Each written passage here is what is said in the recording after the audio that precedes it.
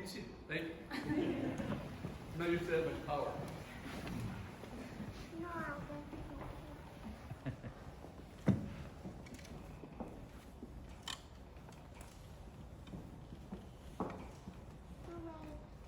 25 plus years ago, our family connected with the Happ family through Parker and the local Montessori school in Butte College, McHenry County.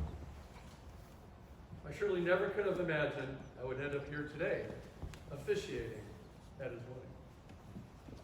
Our family friendship has taken us around the United States, north to Canada, and beyond, and I'm so very honored to have the opportunity to help Parker and Amy begin the next phase of their life together. One that I am sure we are all looking forward to and the adventures they will have together. As we're all aware, it was given their hope to share this day with many more friends and family.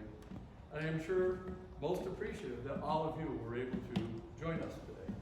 A day for them to publicly vow and willingly commit to be open, vulnerable, and to have the courage to take the risks that go with getting married.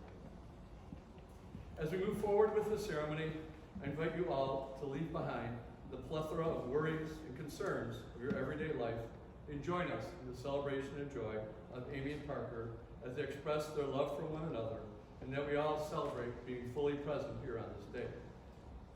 Amy and Parker have chosen this setting, one which to be married in provide the appropriate backdrop for their public affection as well. Having carried the moniker of Uncle Craig for so many years, I've had a unique perspective of Parker's development into the man that he is today and the journey to become a husband. In speaking with Parker and Amy and probing in their relationship, I feel that they have a good foundation for what it takes to get into marriage. Over the years, I've learned many things about how relationships develop, grow, expand, contract, and shift. An interesting note that I am not sure that Parker has yet put together is that in his selection of his spouse parallels a process his father often used in his choice of employees and coworkers, the athletes. Individuals that know commitment, hard work, teamwork, and the focus that is required to succeed, not only on the field, but in all of life's pursuits. As a collegiate runner, I am certain Amy gets all of this and much more. As for Amy's selection, and without belaboring where Parker falls on the athlete scale, she clearly applied one of the other oft-used metric, that of giving extra weight to the Eagle Scout. Those who apply for the positions, whether it be for a job or a spouse, that which is necessary to become an Eagle Scout similarly requires dedication, hard work, commitment, teamwork, and oftentimes parents who understand the importance of achieving the Eagle Scout status, fully supporting all that you need to achieve it. The rank of Eagle Scout, starting back in 1911, is only achieved by 4% of those who enter Scouting. As to the marriage commitment, it is a conscious act to step into that oftentimes can be uncharted waters. As Anne Murrow Lindbergh, wife of Charles Lindbergh, who faced many challenges through her years as a wife, mother, wrote in her book, The Gift of the Sea. When you love someone, you do not love them all the time in exactly the same way, from moment to moment. It is an impossibility. It is even a lie to pretend to. And yet, this is exactly what most of us demand. We have so little faith in the ebb and flow of the tide and resist in terror the ebb. We are afraid it will never return.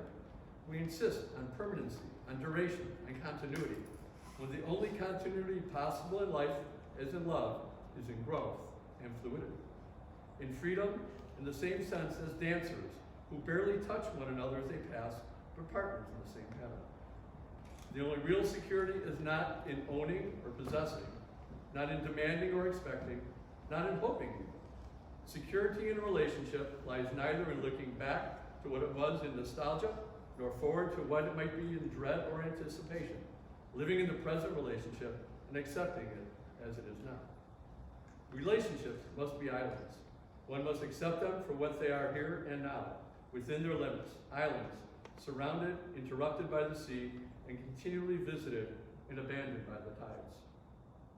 Having been married 36 years, I can certainly attest to all of this and suggest that the recipe for success: appreciate and embrace the tides, the highs, the lows, with the commitment of an Eagle Scout and as an athlete, to brace and support each other as these tides move each of you the same way, sometimes, but not so much.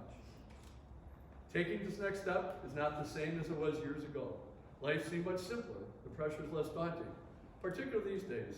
A pandemic, a political landscape, favorite topic of Parker's, not to mention the ever-morphing, growing social unrest across the country on so many levels and arenas. Today, more than ever, having a partner to help navigate life is critical, and Parker and Amy have grasped that concept firmly and are poised to the challenges and opportunities ahead. 3 weeks ago, our country lost a pillar of protection with the passing of Justice Ruth Bader Ginsburg. In a recognition of Parker's appreciation for all things political and the law, I thought it appropriate to share some quotes from Justice Ginsburg that I think have direct application in life as well as in marriage. Number 1, reacting in anger or annoyance will not advance one's ability to persuade. Number 2, you can disagree without being disagreeable. Number 3, fight for the things you care about, but do it in a way that will lead others to join you.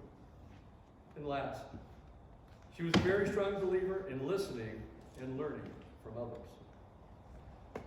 In listening to a discussion of what made Justice Ginsburg the force and a person that so many admire and love, including her dear friend and frequent opponent on the Supreme Court, Anton Scalia, one of her favorite sayings was, "Choose life."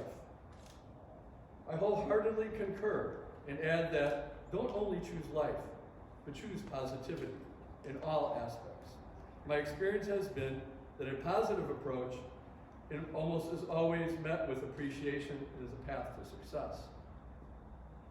In meeting with Parker and Amy in preparation for today, I learned that their relationship has so many elements to sustain that would need to be successful, including appreciation of each other's sense of humor, that each other feels that the other makes them a better person in one way or another, their joint desire to make the world a better place for themselves, their children, as well as those who readily need the help. It's a wonderful commentary who they are and what they will be as members of society. I have taken to work at and understand what it means to make a marriage work, and in any relationship, in marriage, friendship, family, or business, it's communication. In addition, it is absolutely critical to understand the importance of all forms of communication, particularly these days. We have so many ways to communicate with each other and the world around us. As I shared with Parker a few weeks ago, each year I read a wonderful book, Words That Hurt, Words That Heal, by Rabbi Joseph Telushkin. I read this at the start of each Jewish New Year as a reminder how important words are and the impact that they carry. I suggest Amy and Parker keep these 4 traits from there under the Words That Heal. Number 1, thank you. Number 2, I love you. Number 3, how are you? And number 4, what can I do for you? I try my best to implore those, and as you will know, and my wife will remind you, I'm not so good at all of them, but I'm good at some of them.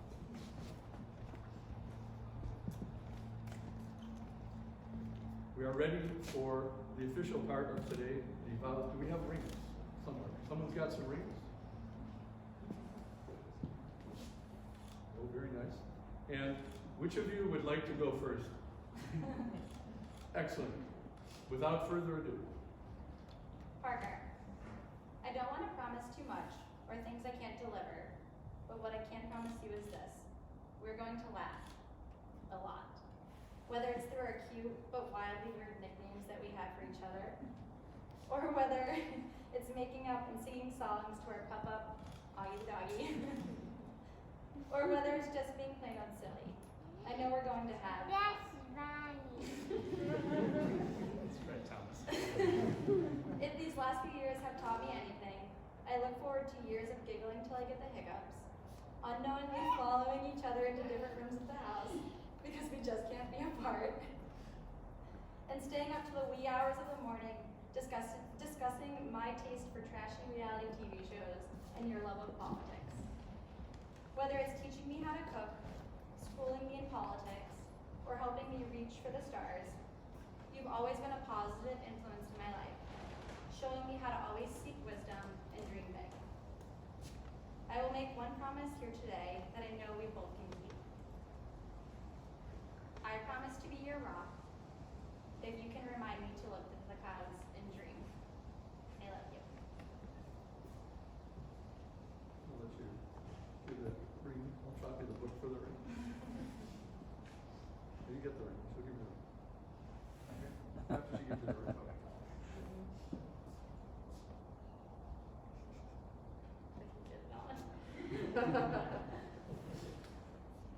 Amy, here we are. Amid the craziness of COVID-19 lockdowns, wedding venue revisions, last-minute venue changes, and attending decisions, we made it.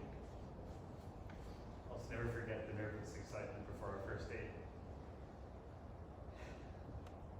There was this beautiful redhead, poised in the north end sunshine, lights cross-leaning on Union Oyster House, and I knew at that time she was my yellow umbrella. Looking back at that now, 4 years ago, how many numbers of countries, counties, states, and cities, how many buckets of balls, how many Tuesday night dinners, how many plays and musicals. One you haven't seen is Seussical the Musical, and in it, the Cat in the Hat says, I'll give you my word, just tell yourself how lucky you are, and I feel so lucky. I feel so lucky to have you on this journey. And it's always been you by my side. You're my other half, and I promise just that until the end of our days. I promise to be the Marty to your RPG. And if the going gets tough, through strife and sickness and health, I'll never lie on the couch and quit. And I promise no matter what, even when I think it's not enough, I promise I'll always add more salt. Promise that dinner if the day gets overcooked, listen to acknowledge it's not good. And I promise to cherish our highs and always strive to make our union more perfect. And I know and promise to always kiss harder than I think is possible. And to quote someone who's has better looking cats than me, I value to keep updating our vows as we go, because one set of vows can't cover a lifetime of growing and changing. With us raising children, or with me falling more in love with you every day. This Amy Bernier is what I vow for you for the rest of my life. Love you.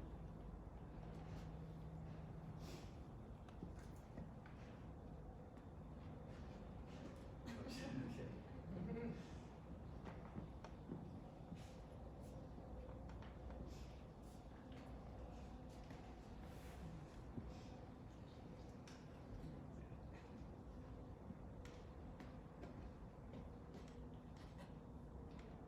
Lastly, in the spirit of my father-in-law, a wonderful human being, a dear and loving friend of all the house of Woodstock, I wish to share the blessing he toasted us with Pharaoh.